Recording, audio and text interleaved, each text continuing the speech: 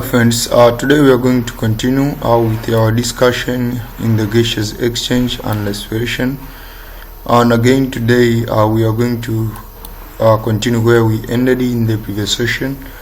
If you remember, in the previous session we said we discussed about the Fick's law and why there is a different ventilation mechanism or different mechanism for animals and plants, for aquatic animals and for the terrestrial animals to acquire oxygen. Now today we are going to continue with our discussion, and today we are going to discuss the need for the special respiratory structure and pigment. Why they need to have the special respiratory structure and pigment in higher animals, while in lower animals there is no need of having the special respiratory structures and pigment. Now what we are saying is that as animals increase in size, most of their cells are some distance from the surface and cannot receive adequate oxygen by diffusion. That is, diffusion over the body surface is inadequate to supply oxygen to any cells of organism that are not in direct contact with the surrounding medium. Kwa tunachokisema hapa ni kwamba small organism, they are able to perform gaseous exchange by diffusion only, lakini diffusion haiwezi kusupply oxygen kwa zile seli ambazo haziko in contact with the environment. Now as we know that all the cells of the skin, for example in human being, they are in contact with the environment. So if a human being, they could not possess the special respiratory structure and pigment, that means only the cells of the skin, they could be able to perform metabolism, something which could lead to death of many cells. Kunacho kisema ni kwamba also the increase in metabolic activity ya need, uhitaji unaongezeka. Tunapokuwa na increase cell, tunahitaji uhitaji unakuwa unaongezeka. Also the increase in metabolic activity or rate of many of these large animals increase the rate of oxygen consumption or oxygen demand, yani uhitaji wa oxygen. Kwa two main factors. First is the demand, second is insufficient gaseous exchange by diffusion. Kwa diffusion haiwezi kuwa performed to the cells which are not in direct contact with the medium. Second is the demand for oxygen. Now in order to cope with the increased demand, certain regions of the body have developed into specialized respiratory surfaces such as gills and lungs. So different organisms possesses different respiratory surfaces. Each has evolved to work efficiently in a particular environment. Also these surfaces allow the gases to enter and leave the body, move rapidly, enter and leave the body rapidly. Kwa hiyo ni very important kwamba respiratory surfaces zinasaidia katika gases ambazo allow the gases to enter and leave the body rapidly. This movie is not here. Ni very important to understand about respiratory structures. Now, how are these respiratory gases transported from respiratory surfaces to the respiring cell and vice versa?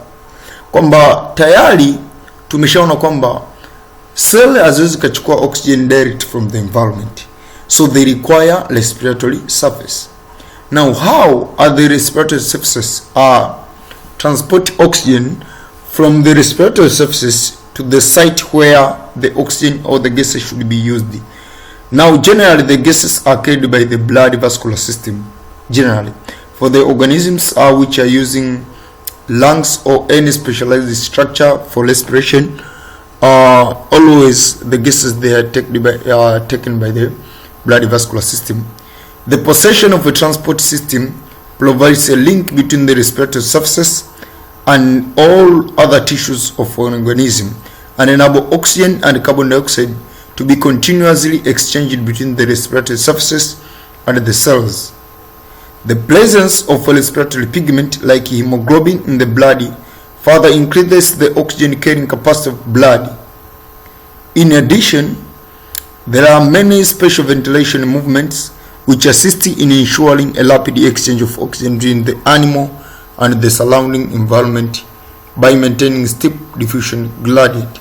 So we discuss later about the concept of hemoglobin and how the hemoglobin takes oxygen and carbon dioxide. We discuss later why is it important to have hemoglobin. Kwa nini tusingekuwa tunachukua tu oxygen kwenye blood kama ilivyo? Kwa nini tunaiweka kwenye hemoglobin? Why do we have a pigment? Pigment ina umuhimu gani? So we discuss it later in detail. And then later also we discuss how that the body maintain the steep concentration gradient between the respiratory surface and the blood. Kwa sababu lungs they exchange oxygen with the blood. Now how the steep concentration gradient is maintained, you have to make sure that we exchange gases at a faster rate, and higher amount of gases is taken by the respiratory surfaces into the blood and then into the circulatory system. So we'll discuss all of these aspects later. Now let's touch a little about the concept of respiratory gases. I mean about the concept of gaseous exchange in small organisms. Gaseous exchange will be discussed in a number of organisms. Now in some books such as BS, if we'll visit them, you will see gaseous exchange in fishes, but it is out of syllabus. So gaseous exchange in fishes is out of scope of our study. We will not discuss the gaseous exchange in fishes. So our concern here will be the gaseous exchange. We'll discuss a little about the small organisms, and then later we'll discuss about the mammals. Mammals, we discuss them in detail. Now in small organisms, what you are saying that these organisms have a large surface area to volume ratio, and as we discussed in cytology, that the large surface area to volume ratio, that means these organisms, many of their cells are in contact with the environment. So if many of their cells they are in contact with the environment, that means they do not require the specialized structure for respiration. So they have large surface area to volume ratio and do not require specialized structures for gaseous exchange.